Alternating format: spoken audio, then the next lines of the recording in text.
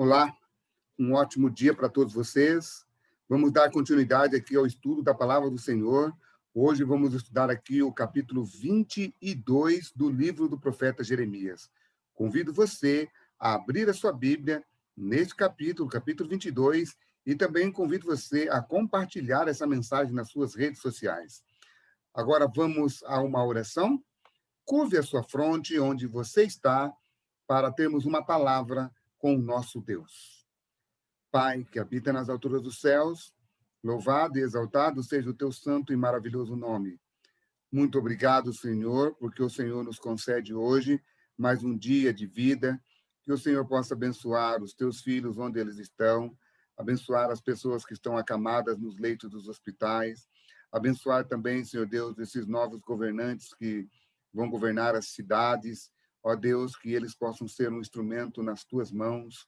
Pai querido, Pai de amor, hoje vamos estudar aqui sobre os reis que foram ali aqueles que viveram e governaram o seu povo um pouco antes do exílio da Babilônia, e como eles foram tão cruéis. Ó Deus, fica conosco, ajuda-nos, Senhor Deus, a compreender essa mensagem, para que nós não venhamos, Senhor Deus, ter a nossa confiança em governadores terrestres, mas no governante do universo, que é o nosso Senhor Jesus Cristo. Fica conosco agora, Senhor Deus. Perdoa os nossos pecados em nome de Jesus. Amém.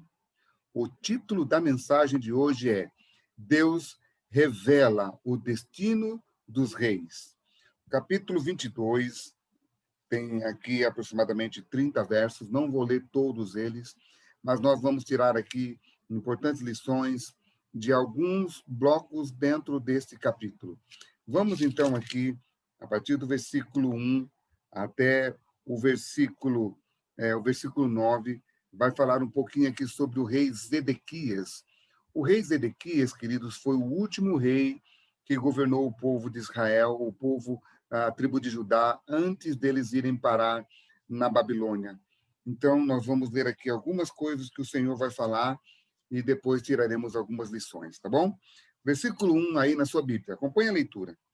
Assim diz o Senhor: desce à casa do rei de Judá e anuncia ali esta palavra, e diz-lhe: ouve a palavra do Senhor ao rei de Judá, que te assentas no trono de Davi, tu e os teus servos e o teu povo que entrai por estas portas. Assim diz o Senhor: executai o direito e a justiça, e livrai o oprimido das mãos do opressor. Não oprimais ao estrangeiro, nem ao órfão, nem à viúva. Não façais violência, nem derrameis sangue inocente neste lugar. Porque se devera cumprir dessas palavras, entrarão pelas portas desta casa os reis que se assentarão no trono de Davi, em carros montados e em cavalo deles, e seus servos e o seu povo. Mas se não derdes ouvidos a essas palavras, juro por mim mesmo, diz o Senhor, que esta casa se tornará em desolação. Uau! Que mensagem forte é essa, né, queridos? O piedoso rei Josias governou o povo de Israel por 31 anos. E a Bíblia vai dizer que ele procurou levar o povo de volta para Deus. Mas os 4 últimos reis de Judá foram homens perversos, queridos, mas muito perversos. Apesar de apesar de 3 deles serem filhos de Josias, um deles era seu neto. Joaquim era neto de Josias. Joacás, ou Salum, sucedeu Josias e reinou apenas 3 meses. A partir do versículo 10 aqui do capítulo 22 até o verso 12, vai ficar claro isso. O faraó Neco deportou Joacás para o Egito, e lá ele morreu. Joaquim, ou Jeoaquim, também chamado de Eliaquim, reinou durante 11 anos. Aqui no capítulo 23 vai ficar claro isso, a partir do versículo 13 até o verso 23. E ele morreu em Jerusalém e foi sucedido por seu filho, Joaquim, também chamado de Jeconias, ou Conias, cujo reino durou apenas 3 meses. Nabucodonosor levou-o para a Babilônia, onde terminou os seus dias como cativo.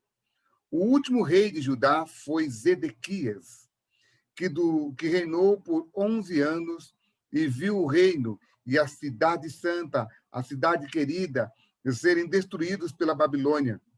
Jeremias 22, 1 a 9, fala a respeito disso. Os inimigos cercaram-no e levaram-no para a Babilônia, onde lá ele morreu, como alguns escritores dizem, principalmente um escritor chamado Kipling, diz assim: os capitães e os reis se vão.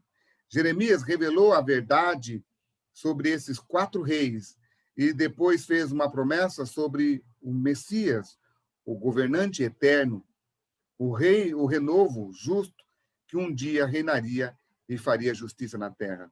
O rei Zedequias, ele era um rei insensível, queridos. Você vai ficar muito claro aí, a partir do versículo 22, verso 1 a 9, que nós lemos algumas coisas. Ele oprimia as pessoas, ele, para ter ali as suas coisas, ele oprimiu os pobres, ele fez com que as pessoas sofressem para ele ter benefícios, queridos. Será que eu estou falando alguma coisa diferente do que nós vemos hoje? Os nossos governantes escondendo malas de dinheiro dentro das suas casas? Aí, então, queridos, a gente vê o profeta, ele foi pessoalmente ao palácio. Observe, o templo ele ficava um pouco acima da casa do rei. A casa dele ficava um pouquinho mais abaixo. E a Bíblia diz que Deus manda Jeremias descer até a casa do rei, onde era a casa de Davi, né? Ele desce até ali e, pessoalmente, ele vai entregar uma mensagem para ele. Observe como que Jeremias ele era audacioso e tinha que dar a mensagem pessoalmente. Deus não mandava recados, Deus mandava o seu mensageiro ir pessoalmente, queridos. Zedequias estava assentado no trono de Davi, na casa de cedro de Davi. E aí, infelizmente, ele estava ali só desfrutando os benefícios da aliança que Deus havia feito com Davi. Mas ele mesmo não era fiel à aliança. Desfrutando algo que não lhe pertencia. Não estava servindo ao Senhor como Davi havia servido, queridos. Jeremias repetiu o que pregara anteriormente ali. Então, era tempo do rei e de seus nobres começarem a obedecer à lei de Deus. Estava na hora deles começarem, porque somente quando eles começassem a praticar a justiça, a fazer as coisas certas, é que o trono ele daria continuidade. Observe, queridos, somente a obediência é que faria com que ele e com que outros prosperassem. Você quer que a sua família prospere? Prosperidade, como diz a palavra do Senhor, não está baseado em dinheiro, não está baseado em abundância nessa terra, como muitos pregadores da prosperidade pregam. Na verdade, a prosperidade está baseada na obediência. Bem-aventurado aqueles que não andam no conselho dos ímpios, nem se assentam na roda dos escarnecedores, mas o seu prazer está na lei do Senhor, e na lei do Senhor ele medita de dia e de noite. Ele será como uma árvore plantada junto a ribeiros, no qual dará o seu fruto, e tudo que ele fizer, ele vai prosperar, conforme diz lá no livro dos Salmos, capítulo 1, o Salmo 1, que Davi escreveu, queridos. A prosperidade está em ser obediente à lei de Deus, obediente à vontade de Deus. Se você pensa que você está vivendo prosperidade, você pode estar vivendo uma falsa paz, como viveu Zedequias. Zedequias ele era amparado por falsos profetas e por isso ele então fez só coisas que não devia. A partir do capítulo 22 aqui, do verso 10 até o verso 12, vai falar de um rei chamado Salum. E o nome desse rei Salum é Jeoacás. Qual que era a mensagem para esse homem?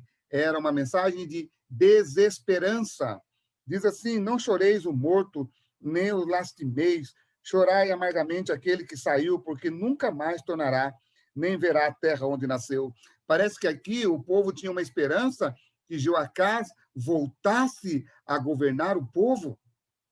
Jeoacás, queridos, ele foi um rei não muito bom. Ao contrário de Josias, ele foi um rei perverso.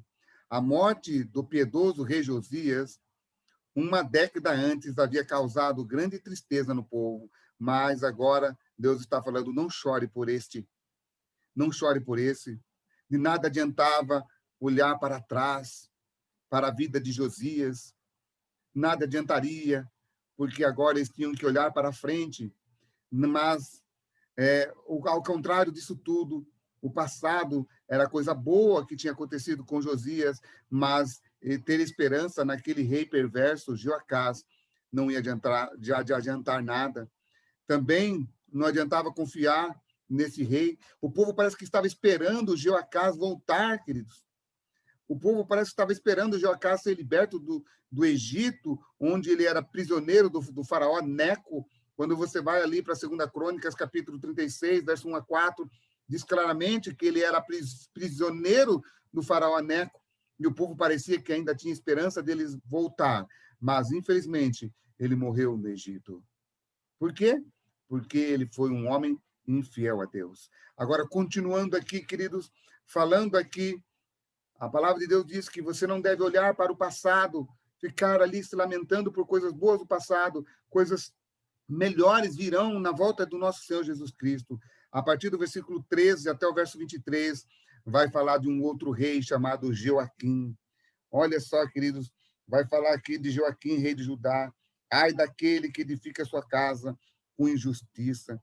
Julgou a casa do aflito, verso 16, e do necessitado. Por isso tudo lhe ia bem. Porventura não é isso conhecer-me? Ou seja, não basta apenas você dizer que você conhece a Deus, você tem que se relacionar com ele.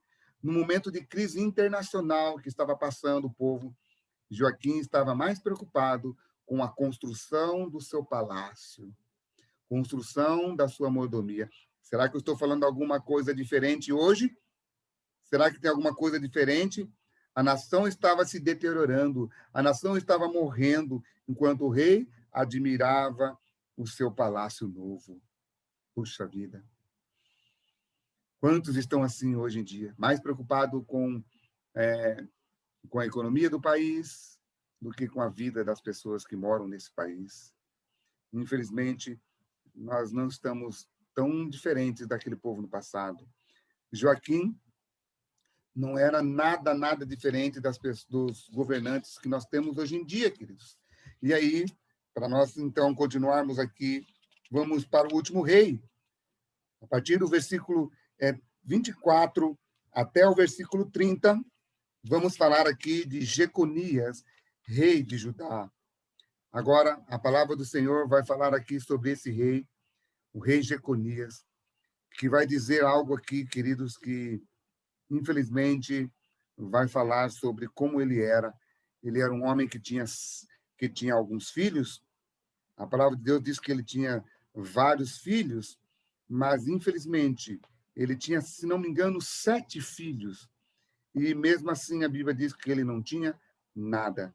Olha só, Joaquim ia morrer ausente de filhos, ia ser enterrado como um jumento. Misericórdia.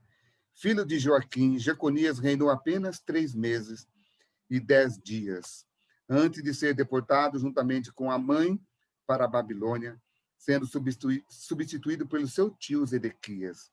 Joaquim era um homem perverso. E Jeremias, aqui no capítulo 22, verso 26, vai dizer: Lançar-te-ei e tua mãe, que te deu a luz, para outra terra, em que não nasceste, e ali morreste. Mas a terra da qual eles têm saudades, a elas não tornarão. Ó terra, ouve a palavra do Senhor, verso 29. Assim diz o Senhor: registrai este como se não tivera filhos, homem que não prospera nos seus dias, e nenhum dos seus filhos prospere para assentar-se no trono de Davi e ainda reinar em Judá. Essa é uma das mais tristes profecias. Deus está dizendo: não vai mais existir um rei que governe o meu povo, um rei com o coração perverso. O único rei agora que vai existir se chamará Jesus.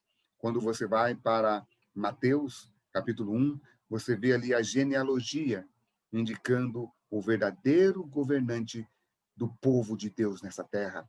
Quem é ele? Jesus Cristo. A ele toda a honra e toda a glória.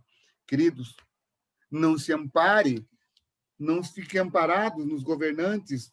Eu sei que nós ainda temos esperança, mas saiba, queridos, que esse mundo vai caminhar de mal a pior.